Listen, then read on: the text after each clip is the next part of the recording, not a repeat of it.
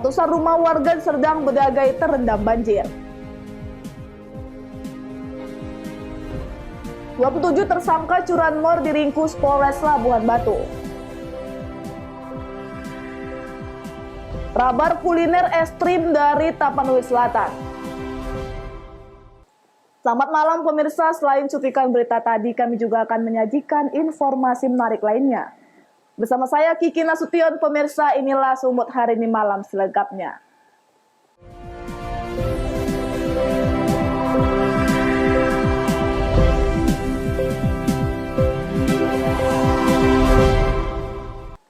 Kita ke informasi pertama, pemirsa. Curah hujan yang tinggi beberapa hari ini mengguyur Kabupaten Serdang Bedagai, menyebabkan sungai Serampah meluap dan merendam sekitar 400-an rumah warga di sekitaran bantaran Sungai Rampah, Kecamatan Serampah, Serdang Bedagai, Sumatera Utara.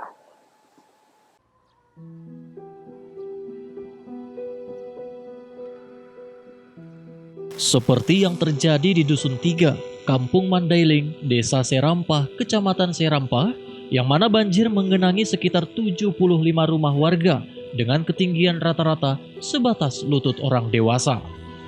Selain itu, banjir juga menggenangi jalan utama warga sehingga mengganggu aktivitas warga, terutama di daerah yang genangan airnya cukup tinggi. Beberapa kendaraan warga yang melintas pun terlihat terperosok dan mogok akibat genangan air.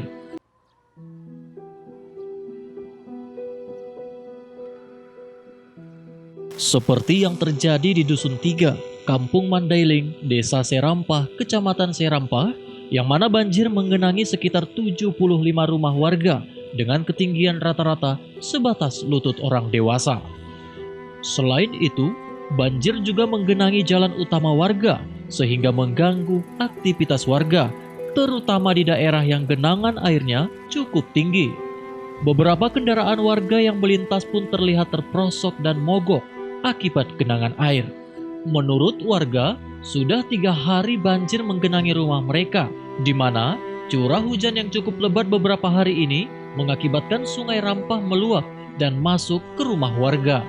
Dan ini merupakan banjir langganan yang hampir setiap tahun terjadi. Hari banjir, Pak? Sekitar 3 hari. Seberapa di dalam rumah, Pak? Sebetis. Betis, Pak. Itu pun karena udah ditimbun. Itu pertama masuk air itu? Waktu hujan dari mulai jam 4, malam apa itu? Malam Kamis kalau nggak salah. Ini udah langganan seperti Pak? Iya, tiap tahunnya langganan.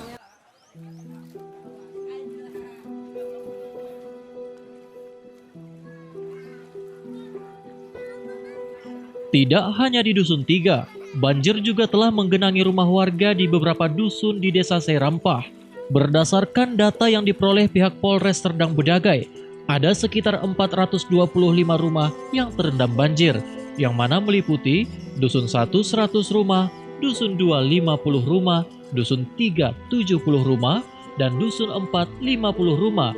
Demikian juga Dusun 7 sebanyak 100 rumah dan Dusun 8 50 rumah. Untuk mengantisipasi hal-hal yang tidak diinginkan, pihak Polres Serdang Bedagai telah menurunkan personilnya dan juga memberikan bantuan berupa perahu kecil serta beras dan makanan kepada warga korban banjir. Jadi sekitar 400 rumah terendam banjir. Ini sudah 3 hari. Akibat daripada hujan, mungkin di hulu ini hujannya sangat lebat sehingga kiriman banjirnya itu kemari. Kebetulan di hilirnya ini adalah laut, ya, laut pantai Tanjung Beringin itu kebetulan naik pasang.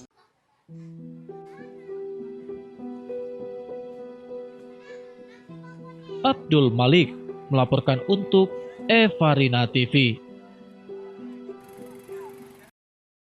Kita beralih ke informasi selanjutnya, pemirsa. Kepolisian Resort Tanjung Balai memusnahkan barang bukti sitaan narkotika jenis sabu seberat 6 kg dan 43 butir pil ekstasi. Pemusnahan barang bukti ini dilakukan dengan cara direbus.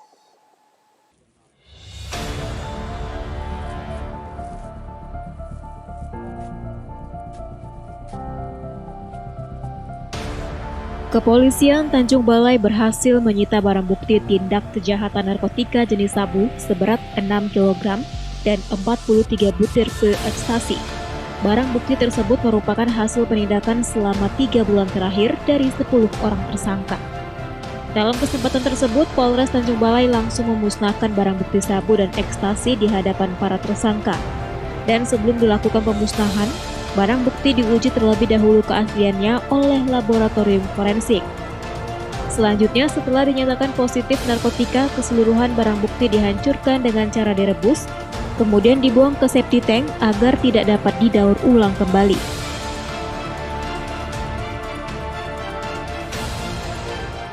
Ada menangkap 10 tersangka dari 9 laporan polisi.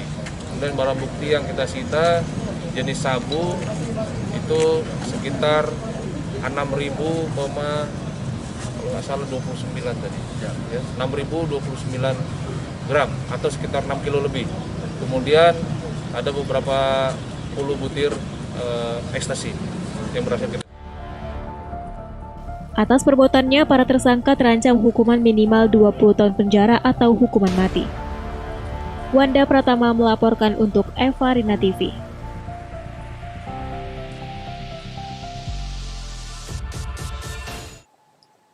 Sementara itu pemirsa, belasan mesin judi jackpot dan mesin judi tembak ikan dimusnahkan pemerintah Kabupaten Tapanuli Tengah, yang mana mesin judi tersebut merupakan barang sitaan. Dan razia dilakukan Satpol PP berbagai lokasi warung yang menyediakan arena perjudian.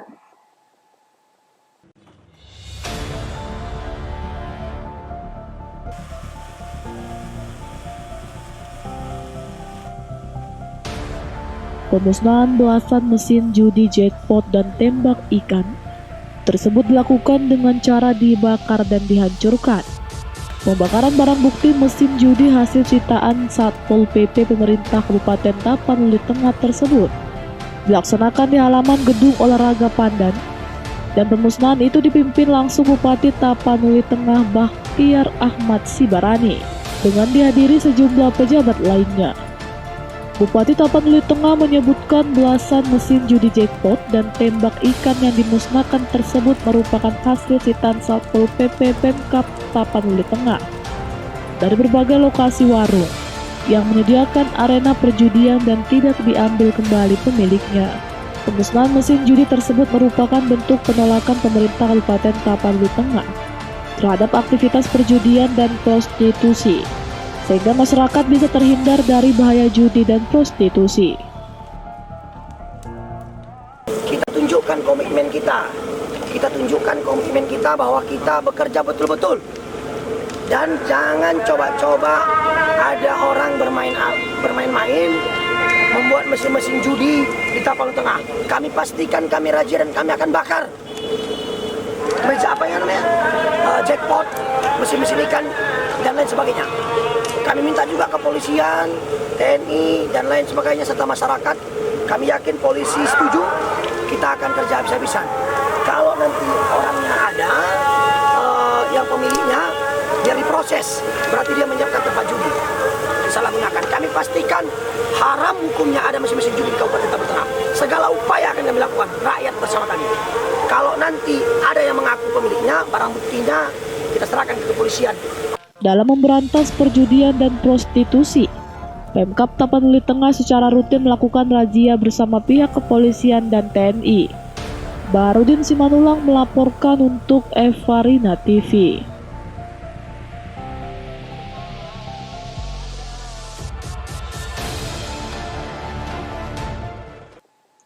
Sumut hari ini masih akan kembali sesaat lagi, tetaplah bersama kami.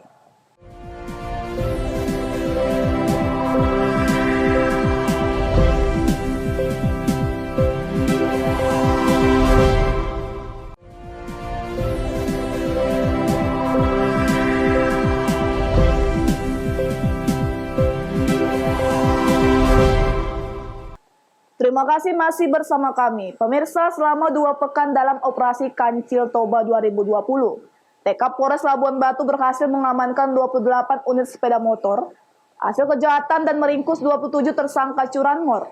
4 diantaranya dihadiahi timah panas karena melawan petugas dan membahayakan keselamatan masyarakat saat hendak ditangkap.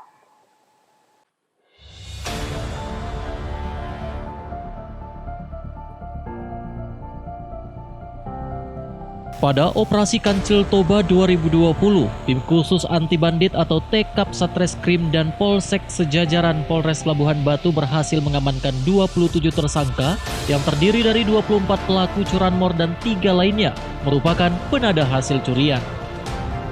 Bahkan 4 diantaranya terpaksa dilakukan tindakan tegas dan terukur karena melawan petugas. Bahkan, 1 diantara tersangka sampai melukai tangan petugas dengan menggunakan besi panjang. Kapolres Labuhan Batu AKBP Denny Kurniawan menjelaskan, pada operasi kancil ini pihaknya mengedepankan kasus pencurian sepeda motor atau curanmor. Dan dari 27 tersangka yang diringkus, 2 diantaranya merupakan residivis dengan perkara yang sama.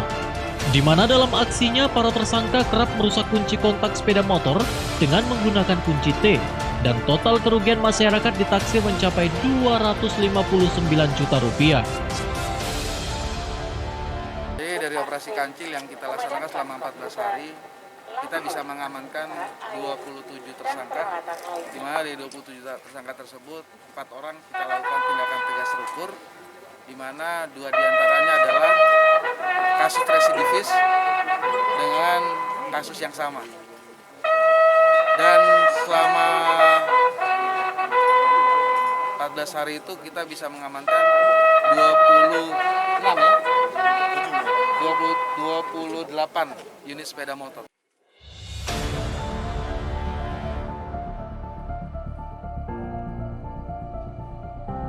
Seluruh tersangka ini akan dijerat pasal 363 KUH Pidana dengan ancaman 7 tahun penjara. Ucok Sitorus melaporkan untuk Evarina TV.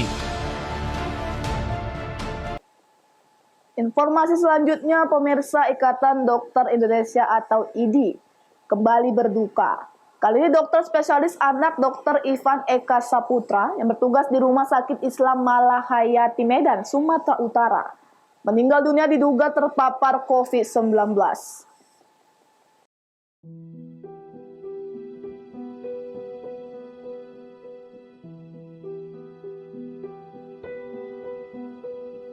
Dokter berinisial IES merupakan dokter spesialis anak yang juga sebagai anggota Ikatan Dokter Indonesia Cabang Medan.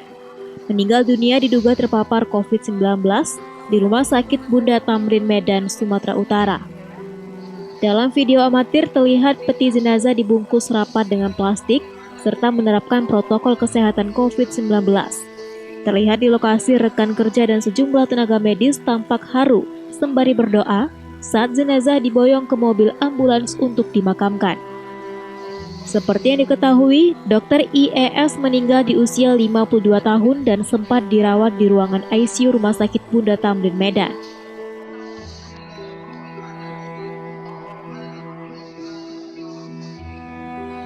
Saya hormati dan saya sangat berterima kasih kepada seluruh tim medis yang sudah semaksimal mungkin. Ada kedua tim medis yang khusus merawat Dr. Ivan, Dr. Hasanul, Arifin, terima kasih.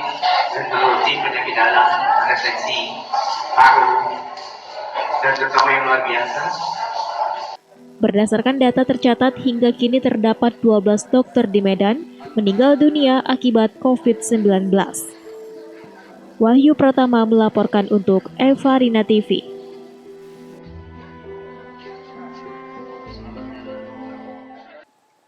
Pemirsa, Menteri Koordinator Bidang Pembangunan Manusia dan Kebudayaan, Muhadjir Effendi, memastikan program bantuan sosial pemerintah untuk keluarga penerima manfaat program Keluarga Harapan terlaksana dengan baik.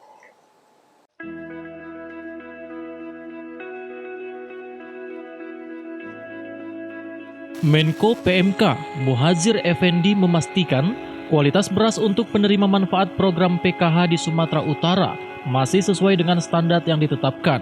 Muhadjir memastikan hal itu usai melihat kondisi di gudang Bulog di Medan.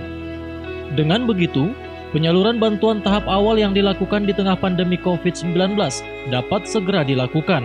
Adapun masing-masing penerima manfaat PKH akan menerima bantuan sebanyak 15 kg beras per bulan.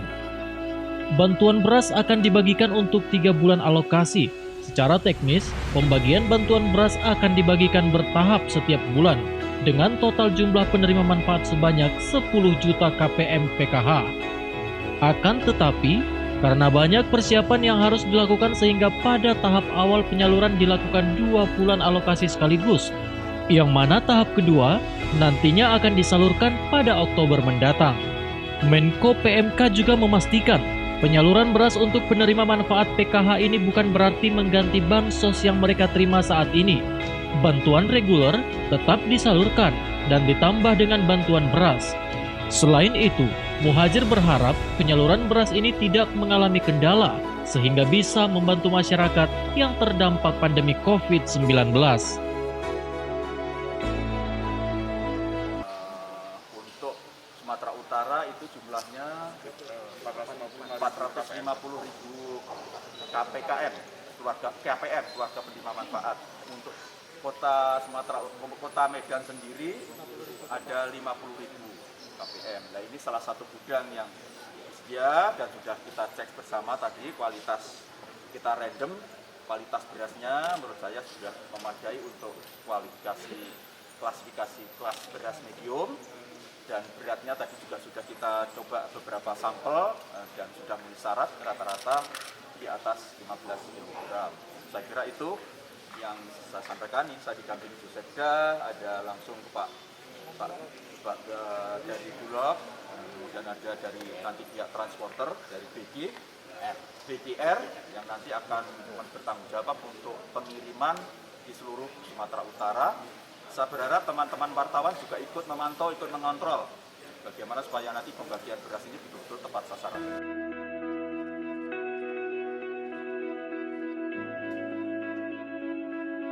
Adapun stok beras yang tersedia di gudang Bulog di Medan untuk alokasi bantuan PKH mencapai 20.400 ton, diperkirakan cukup untuk 3 bulan ke depan. Daniel Pekwali melaporkan untuk Evarina TV. Sumut hari ini masih akan kembali sesaat lagi, tetaplah bersama kami.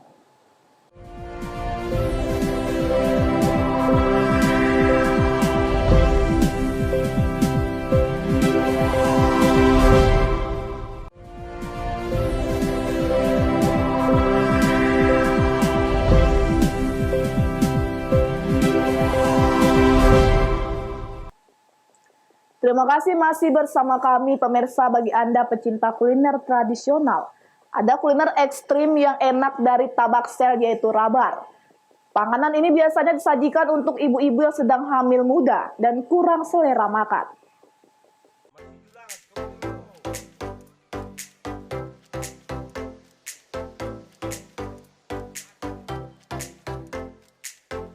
Adapun cara untuk membuat rabar, terlebih dahulu kita harus menyiapkan bahan utamanya, yakni putik nangka atau nangka yang masih kecil. Yang mana di daerah Tabaksel, putik nangka ini biasanya disebut juga dengan rindang. Cara membuat rabar tidak terlalu sulit.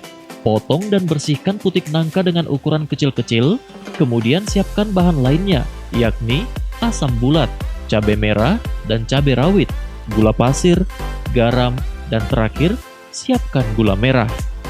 Untuk meraciknya, masukkan cabai merah dan cabai rawit serta garam ke dalam kelumpang, kemudian tumbuk hingga rata. Setelah cabai dan garam tertumbuk rata, perlahan masukkan putik nangka. Setelah putik nangka menjadi sedikit halus, lalu masukkan asam dan tumbuk kembali hingga hancur merata. Langkah terakhir, masukkan gula pasir dan gula merah, lalu tumbuk kembali sampai merata, sehingga wanginya memancing selera. Dan untuk merasakan ekstrimnya rabar ini, lebih enak disajikan di atas daun kopi agar wanginya lebih menggoda. Gimana rasanya Bu rabar ini Bu? Enak, asin pedas, pokoknya enak rasanya. Campur lah ya. Rabar ini biasanya digemari ibu-ibu yang sedang hamil muda, serta bagi Anda yang tidak selera makan. Rabar rasanya enak, pokoknya kalau dimakan keringatan lah. Ada asam, manis atau gimana, Pak? Iya, gitulah, manis, pedas, Campur pokoknya ya. enak ya. Biasanya Sampai- dihidangkan kalau apa, Pak? Lagi santai atau gimana? Waktu lagi baru-baru sakit, enak ini dimakan. Oh, sembuh lah itu, Pak ya? Iya, keluar keringat itu. Iya, makasih ya, Pak. Iya, iya. Azan Sinaga melaporkan untuk Evarina TV. Informasi selanjutnya, pemirsa, meski tengah dihadapkan dengan kondisi pandemi, tak menyurutkan para pelukis dan pekerja seni di Sumatera Barat untuk terus menghasilkan karya. Sebagai bentuk apresiasi atas karya-karya tersebut, para kurator lukisan dan pemerintah daerah setempat menyelenggarakan pameran lukisan di Taman Budaya Kota Padang. Sebanyak 30 karya lukisan, karya Purba Minang dipamerkan dalam pameran seni rupa di Taman Budaya Padang. Pameran lukisan dengan judul New Eksplorasi dengan tema Induk Realitas Sosial merupakan pameran kedua dari 3 rangkaian pameran yang diselenggarakan oleh Dinas Kebudayaan Sumatera Barat. Kurator pameran Muharyadi usai pembukaan pameran Minggu sore 13 September menuturkan, pada pameran kali ini ada 49 calon peserta yang mendaftar dan mengirim foto karyanya untuk dipamerkan. Setelah melalui seleksi, hanya 30 peserta yang dinyatakan lolos. Pameran seni rupa tersebut dibuka oleh Ketua DPRD Sumbar, Supardi, yang menyebut akan memfasilitasi para seniman dalam memamerkan hasil karyanya kepada publik. Kali di tengah-tengah COVID, teman-teman seniman ini tetap eksis berkarya. Mereka namanya seniman, pekerja seni, melihat, menemukan sesuatu yang baru di hadapannya. Mungkin ada persoalan COVID dalamnya, ada persoalan fenomena alam, dan sesuatu yang ada di dalam mereka. Gitu. Jadi artinya mungkin di satu sisi mereka tetap hati-hati waspada terhadap COVID, kemudian tidak menghilangkan aktivitas mereka bekerja di rumah, di luar rumah, langsung ke alam gitu. Cukup luar biasa ya, artinya ke depan tentu kegiatan ini kalau bisa lebih disosialisasikan ya kepada masyarakat, stakeholder, sehingga betul-betul bisa dinikmati. Pameran seni rupa dengan tema New Eksplorasi tersebut digelar dari tanggal 13 hingga 19 September. Sedangkan pameran ketiga akan diselenggarakan pada tanggal 4 hingga 10 Oktober dengan tema Dimension Space. Dari Kota Padang, Sumatera Barat, Melanie Friati, Kantor Berita Antara mewartakan.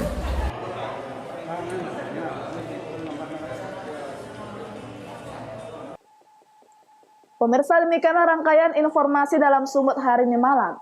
Saya Kiki Nasution mewakili kerabat kerja yang bertugas pamit undur diri. Terima kasih atas kebersamaan Anda dan sampai jumpa.